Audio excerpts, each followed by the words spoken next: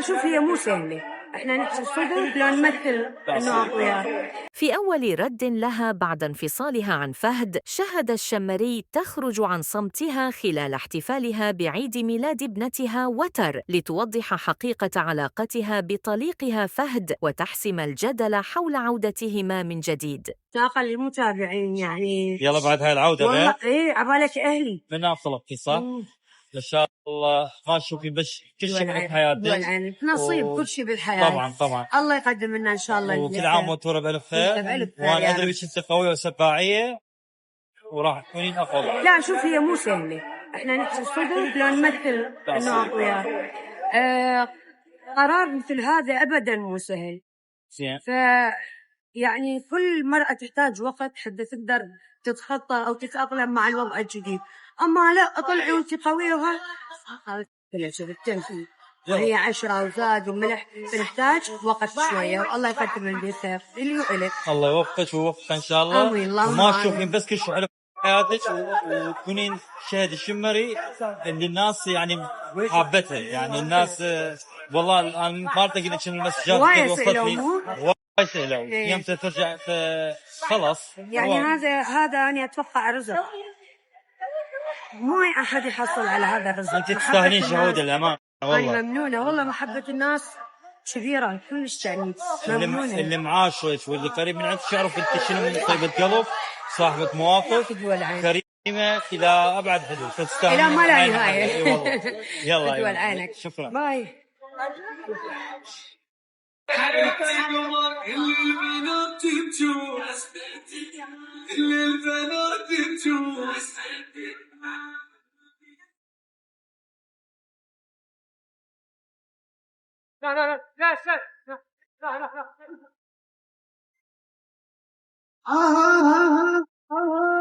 وجيبوها والغول الكيكة ساعات سنينها تمنوها. هاي بعد ماكو بحلاوة تصيب بالنوتة. هاي ابوس بخداوة فتفوت هاي عشق عمره تظل بصورته وصوته. هاي اللي يعون هالجو ويحبك فوته. أفنس بعسل وحضنها ضن كبر يضو خجل حلق بيها التمن. وجيبوها بالغول الكيكة وجيبوها بالغول.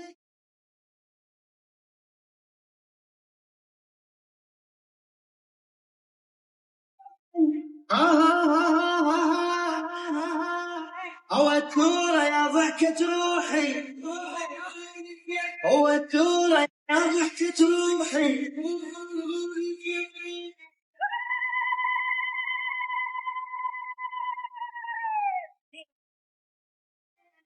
وجيبوها بالغول الكيكة بلا روح اليوم ضو الشمعة. كبرت سنة كبرت الحلوة السرعة دوار السوق بالوسط خلوها تضوي السعادة سنينها تغنوها. هاي بعد مكب حلاوة سنين النوتة.